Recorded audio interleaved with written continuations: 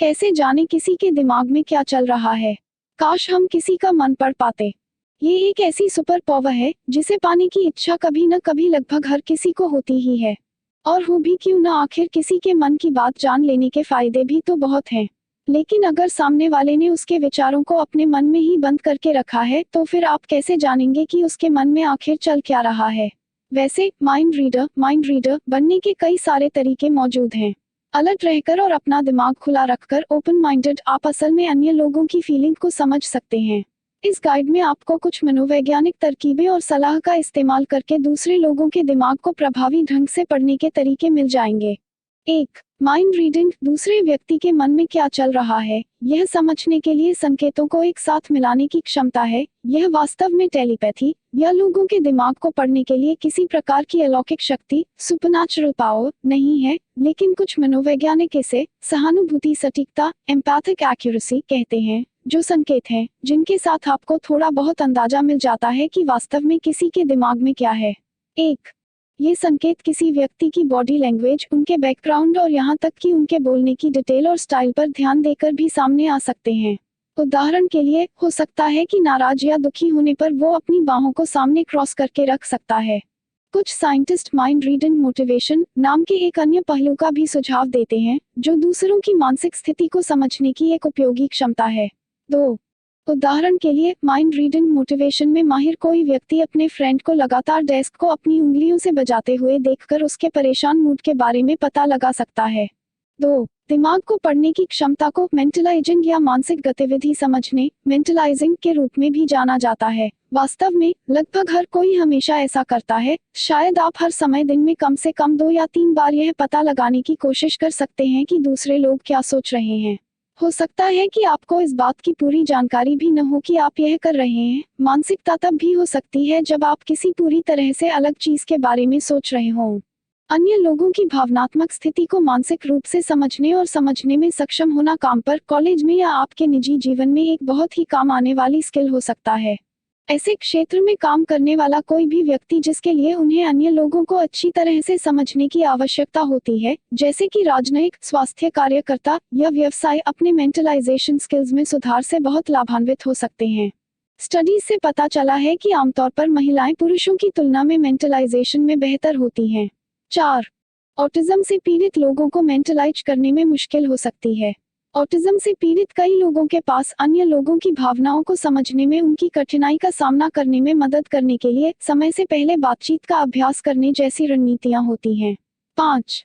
3. Mind reading सटीक विज्ञान पर आधारित नहीं है, इसलिए इसके इस्तेमाल के साथ सावधान रहें। ऐसा अनुमान न लगा लें कि दूसरा व्यक्ति क्या सोच रहा है या क्या महसूस कर रहा है। इसके बारे में आप 100% जानते हैं। माइंड रीडिंग एक शिक्षित अनुमान है जिसमें आप केवल प्रासंगिक सुरागों के आधार पर अनुमान लगा रहे होते हैं, यानी आपका अनुमान कभी कभी गलत भी हो सकता है। 6. याद रखें, दूसरे लोग क्या महसूस करते हैं ये केवल वो ही जानते हैं, इसलिए यह सोचने की कोशिश न करें कि आप उनसे बेहतर जानते हैं कि उन्हें क्या चाहिए। 1. बातों और चुप्पी पर ध्यान दें, यानी दूसरा व्यक्ति कहकर और बिना बोले क्या कह रहा है, इस पर पूरा ध्यान दें। जब कोई आपसे बात करे तो अपने आप से पूछें कि वो कौन सी सबसे महत्वपूर्ण चीजों के बारे में आपको बता रहे हैं। सक्रिय रूप से सुनने के कौशल का प्रयोग करें, उन्हें टोकने से बचें, सुने, सवाल पूछें, दूसरे व्यक्ति को जवाब देने के लिए समय दें और सुनते रहें। 7. गहरी बातचीत किसी को समझने का एकमात्र तरीका नहीं है। छोटी सी बात आपको यह देखने का मौका देती है कि औपचारिक और आकस्मिक स्थितियों में बोलते समय वह कैसा व्यवहार करता है। उदाहरण के लिए, आपका एक फ्रेंड मौसम के बारे में चर्चा करते समय हंसमुख और बातूनी लग सकता है, लेकिन जब आप उसकी फैमिली के बारे में पूछते हैं तो वही हंसमुख फ्रेंड एक पल के लिए चुप हो जाता है और अस्पष्ट रूप से जवाब देता है। इसका मतलब संभावना है कि परिवार का विषय उसे असहज महसूस कराता है। उदाहरण के लिए, आप पूछ सकते हैं, आपकी बहन कैसी है, और अपने दोस्त के मुझे लगता है कि वह ठीक है जवाब देने से पहले एक पल के लिए आपका सामना चुप्पी से होता है। इस उदाहरण में आपके फ्रेंड को अपनी बहन के साथ संबंधों में समस्या किसी तरह की हो सकती है क्योंकि उसने वह ठीक है के बजाय मुझे लगता है कहा था। 2. उनकी बॉडी लैंग्वेज पर ध्यान दें। अन्य लोगों की मेंटल स्टेट को समझने के लिए बॉडी लैंग्वेज रीड करना एक जरूरी स्किल है, लेकिन इसे सीखने के लिए अभ्यास की आवश्यकता होती है। बॉडी लैंग्वेज लोगों के बारे में ऐसी बातें बता सकती है जो वे कहना नहीं चाहते या शायद उन्हें खुद भी उसका एहसास न हो। अगर कोई हाँ कहता है लेकिन उसकी शारीरिक भाषा नहीं कहती है तो यह इस बात का संकेत हो सकता है कि कुछ गड़बड़ है। 8 किसी की बॉडी लैंग्वेज को पूरी तरह से समझने के लिए समर्पित पूरी की पूरी किताबें मौजूद हैं, लेकिन आपके लिए सीखने की शुरुआत के लिए यहाँ पर ध्यान देने योग्य बातें हैं। आंखें, जब लोग कुछ ऐसा देखते हैं जो उन्हें उत्तेजित करता है, जब वो एक कठिन निर्णय ले रहे हों या जब वो स्ट्रॉन्ग फीलिंग का अनुभव कर रहे होते हैं, तब उनकी पुतलियां प्यूपल्स फैल जाती हैं। पोस्चर यानी मुद्रा, आप जिस व्यक्ति से बात कर रहे हैं, क्या वो कठोर और तनावग्रस्त या तनावमुक्त लगता है? यह आपको इस बात का संकेत दे सकता है कि व्यक्ति कितना तनावग्रस्त है। चेहरे के हाव-भाव, फेशियल एक्सप्रेशंस, एक सच्ची मुस्कान में केवल होंठों का इस्तेमाल नहीं होता है। अगर कोई वास्तव में मुस्कुरा रहा होता है तो आप शायद उसकी आंखों के चारों ओर मुस्कान की रेखाएं या छोटी झुर्रियां देखेंगे। वहीं भौहों को चढ़ाया हुआ व्यक्ति या तो उदास या फिर गुस्से में होगा। हाथों की अभिव्यक्ति, जो कोई घबराया हुआ होगा वो अपने हाथों में एक पेन, पेंसिल या और कोई चीज लेकर बेचैनी में उससे खेल सकता है। बोलने का स्वर, एक व्यक्ति जो कंफर्टेबल होता है उसकी आवाज आमतौर पर शांत, वार्म या आत्मविश्वास से भरी होती है। 13 वहीं इसके विपरीत आप व्यक्ति के स्वर में नाराजगी या क्रोध महसूस कर सकते हैं। 3 व्यक्ति की पृष्ठभूमि पर विचार करें। कोई व्यक्ति किसी भी समय क्या सोचता है, उम्र, संस्कृति और विश्वासों का इस बात पर बहुत प्रभाव पड़ता है। दूसरे व्यक्ति की पृष्ठभूमि के बारे में आप जो जानते हैं उसका उपयोग उनकी मानसिकता को समझने के लिए करें। 14 उदाहरण के लिए, यदि आप किसी बुजुर्ग व्यक्ति को एक बिजनेस डील का प्रस्ताव देते हैं तो वो एक युवा व्यक्ति की तुलना में व्यावसायिक जोखिमों पर विचार करने पर अधिक ध्यान केंद्रित कर सकता है, जो तुरंत इसे स्वीकार करने के लिए उत्सुक होता है। अधिक पारंपरिक और अंतर्मुखी संस्कृति से आने वाला कोई व्यक्ति परेशान होने पर भी विवाद, झगड़े से बचने की कोशिश कर सकता है।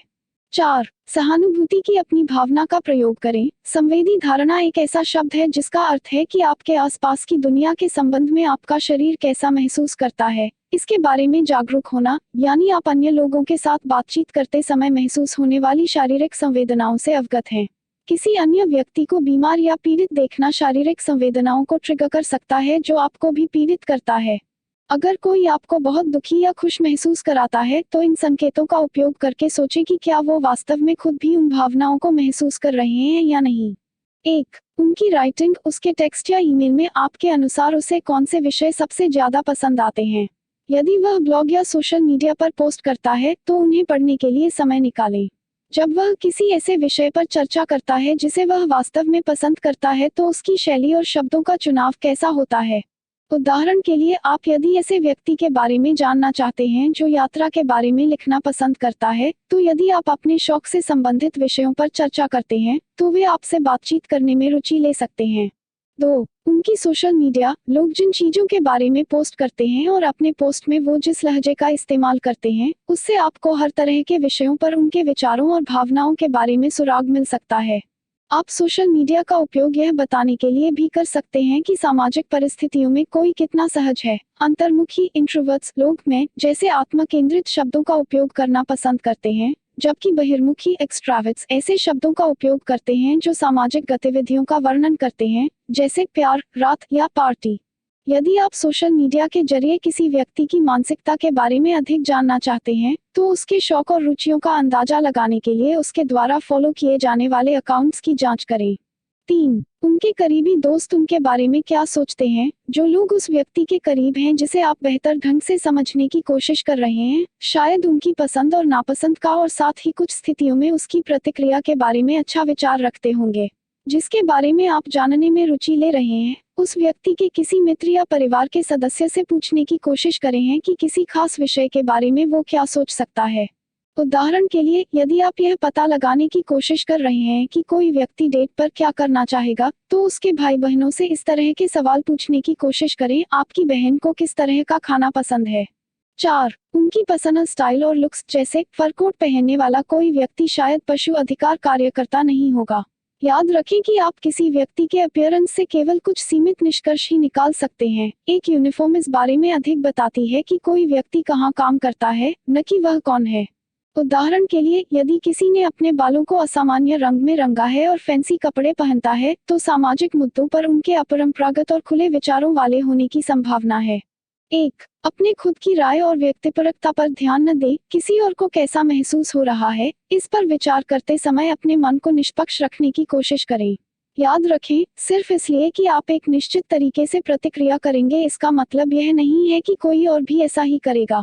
उदाहरण के लिए, सिर्फ इसलिए कि अगर किसी ने आखिरी समय में अपनी प्लान को कैंसिल कर दिया तो आप परेशान होंगे, इसका मतलब यह नहीं है कि अन्य भी होंगे। 2. विवेचनात्मक तर्क या इंडक्टिव रीजनिंग का अभ्यास करें, जबकि निगमनात्मक तर्क या डिडक्टिव रीजनिंग में आप एक आधार के साथ शुरू करते हैं और फिर उस आधार के लिए सबूत खोजने की कोशिश करते हैं। वह गुस्से में है, इसलिए वह फर्श को देख रहा है। आगमनात्मक तर्क इंडक्टिव रीजनिंग में आप ठीक विपरीत करते हैं, वह फर्श को देख रहा है, इसलिए हो सकता है वह गुस्से में है। दिमाग पढ़ने के लिए सबसे जरूरी बात किसी व्यक्ति की भावनाओं पर निर्णय लेने से पहले सबूत इकट्ठा करना है, न कि इसके विपरीत। 24. सामाजिक चिंता सोशल एंजाइटी वाले लोगों को अक्सर आगमनात्मक रूप से तर्क करने में परेशानी होती है। यदि आप मान लेते हैं कि अन्य लोग आपको नकारात्मक रूप से जज कर रहे हैं और वो इसे साबित करने का प्रयास करते हैं, तो आप माइंड रीड नहीं कर रहे हैं, ये केवल आपकी चिंता है जो बोल रही है। 3. उनसे सीधे सवाल पूछें, भले ही ये माइंड रीडिंग नहीं है, लेकिन किसी दूसरे व्यक्ति की भावनाओं को समझने का सबसे अच्छा तरीका यही है कि आप उनसे सीधे बात कर लें। स्टडीज से पता चला है कि दूसरों के साथ सहानुभूति रखने और उनकी जगह खुद को रखकर विचार करने की हमारी क्षमता उतनी मजबूत नहीं है जितनी हम सोचते हैं। गलतफहमी से बचने के लिए आपको ईमानदारी से जिज्ञासु और साहसी होना चाहिए।